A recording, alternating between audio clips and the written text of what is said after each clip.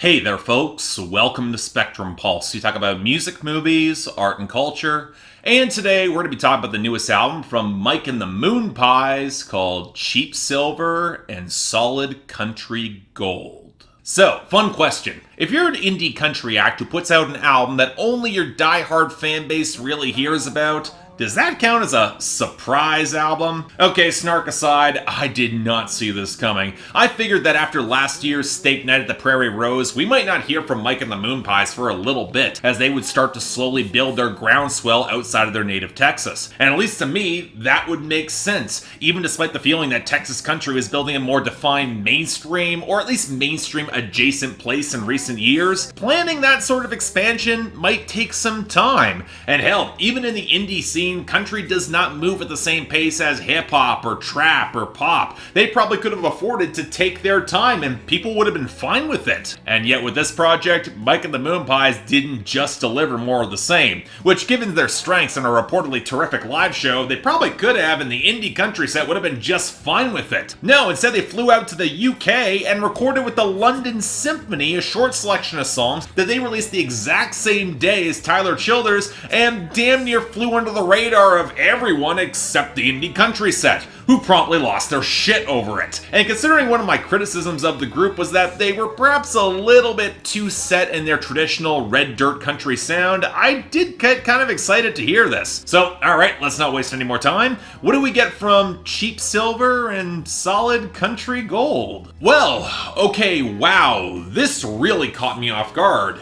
And in the best way possible. And let's be honest here, this could have very easily blown up in Mike and the Moonpies' face, especially with the initial expectations that I had. I mean, going in for me, at best, I thought many of the diehard fans would regard this as a curiosity, a flirtation with opulence, but never quite meshing together. Whereas at its worst, it could be flagged as an expensive, epic miscalculation, immediately kneecapping their momentum. So I gotta profess, I am stunned by how well this project actually works. Not just as a seamless integration of the London Symphony to flesh out their sound, but also bringing a set of genuinely great songs to bear. And yeah, to my astonishment, this could easily be among some of the best country I've heard released this year. The sort of experiment that places Mike and the Moonpies at a different league altogether and proving they can compete with the big time. So yeah, this is really great. And yet before we dig into how the hell they pulled this off, I want to highlight that there has been a slight departure in sound for the group on a compositional level, one that has already sparked a little bit of controversy among some of the purists. A slight pivot from the honky-tonk Texas country to more of a late 70s, early 80s countrypolitan sound. And I'm honestly of two minds on this, because on the one hand, Mike and the Moonpies built their reputation as being an energetic live act where more sedate cuts might not play to their strengths, and this is an era in country that doesn't tend to have the best reputation,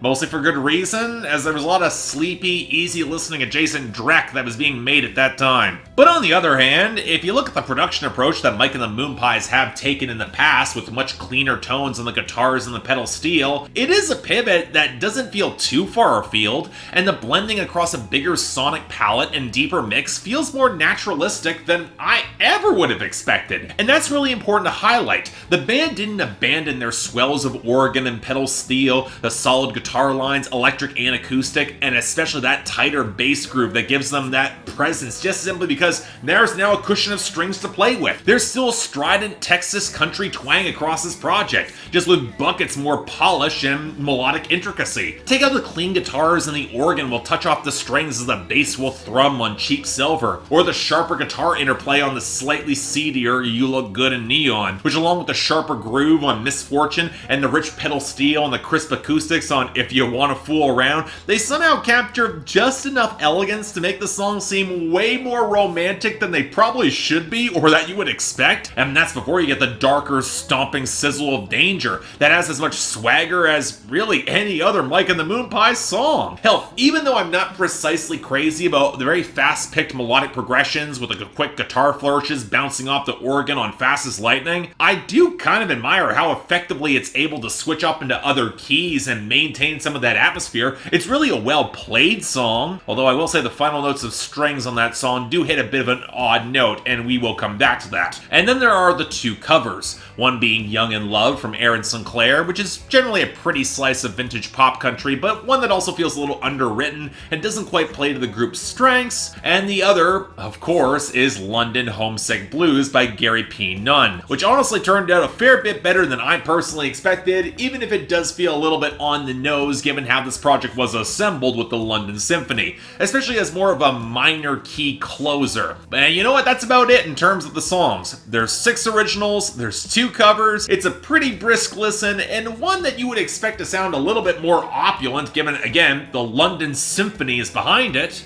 But that's a trick, ain't it? At its core, Mike and the Moonpies, they kept things in their lane without getting swallowed up. And where this best come through are the vocals and a lot of the writing. Mike Hermeyer isn't especially a commanding or incredibly distinctive singer in indie country, but he's got the poise and the quiet grace that fit pretty comfortably on these songs. Confident that good mix placement and his words will command a lot of attention rather than a lot of oversold showmanship. And the writing across this album does highlight that, the difference between the low-key but mature love songs and then the snapshots of the road that shows a Texas country act that is far away from home, with enough commitment to detail to make these songs stand out and actually have some genuine self-reflection. The opening song, Cheap Silver, great example. Musings back on the road where at their current bar the band is overplaying with all the artifice, but then he checks himself and thinks about how this is exactly where he wants to be right now. And that reflexive shadow from the road definitely slides over the hardscrabble path ahead on Danger, as well as the never-ending tour of Fast as Lightning, which ends on that slightly sour note, but does lead naturally into London Homesick Blues, where he's lost, he's frustrated, the girl hasn't shown up, and he just wants to go home. An oddly downbeat note to end things on, and one I do kinda question,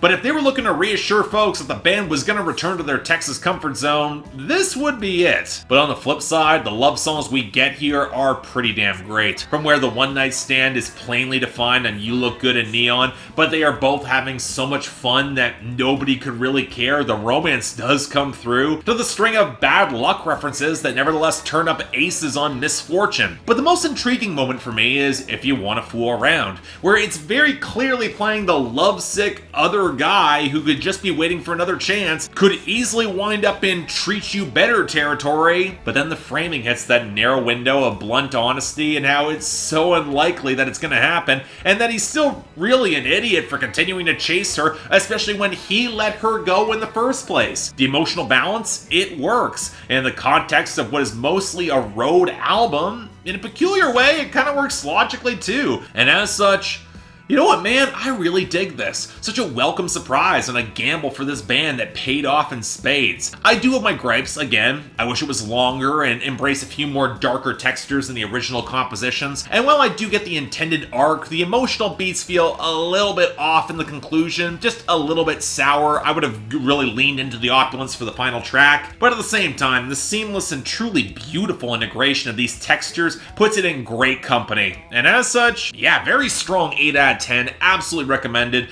And if you're looking for a point to get on board with Mike and the Moonpies, well, I won't claim this is the most representative of their usual sound. Hell, this could just be a one-off experiment, depends how it goes. It is absolutely worth hearing. It's short, it's sweet, but it's definitely special. Make time, check this out. So yeah, thanks a lot for watching. If you'd like to like and subscribe, I'd be more than grateful. I know this wasn't originally on my schedule, but when I did a little bit of reading and discovered it actually came out, I figured I'd get into it, and yeah, it turns out really, really strong. So if you want to buy or stream it, highly recommend you do. Links down there below. And I got the poll up there. I'm curious where the purist fans of Mike and the Moonpies fall on this. So there's the poll, there's the comments, have a blast.